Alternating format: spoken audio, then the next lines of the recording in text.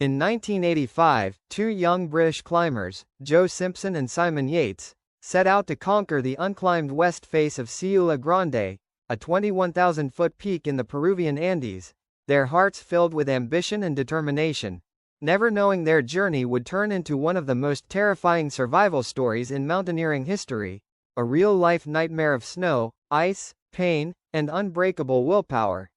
After days of exhausting climbing in freezing temperatures, battered by avalanches and storms, the two friends finally stood on the summit, elated but weakened, unaware that the true battle was only just beginning. Because as they descended, disaster struck when Joe slipped and fell, shattering his leg so badly the bone punched through the skin, an injury that should have been a death sentence on a mountain like this. Yet Simon refused to abandon him, rigging a rope system to lower Joe down inch by inch, hour after hour, in brutal cold and blinding snow, until the unthinkable happened.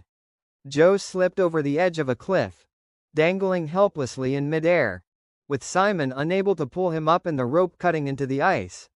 For hours Simon fought the impossible choice: hold on and risk both of them being dragged to their deaths, or cut the rope to save himself, and in the end, with tears freezing on his face, Simon sliced the rope, sending Joe plummeting into the abyss.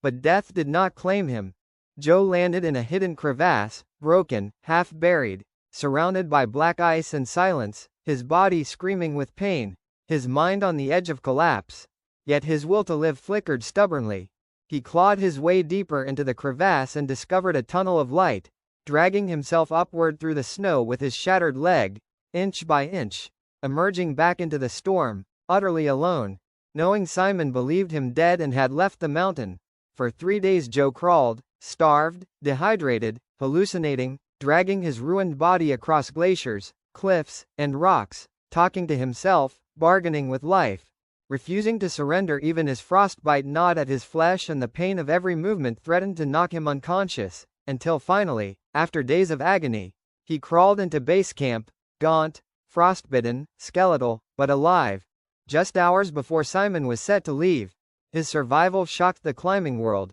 not only because he endured pain and loneliness beyond imagination, but because he transformed the horror into hope, later sharing his story in the famous book and film Touching the Void, proving that even when abandoned, broken, and buried in darkness, the human spirit can find strength to crawl back into the light.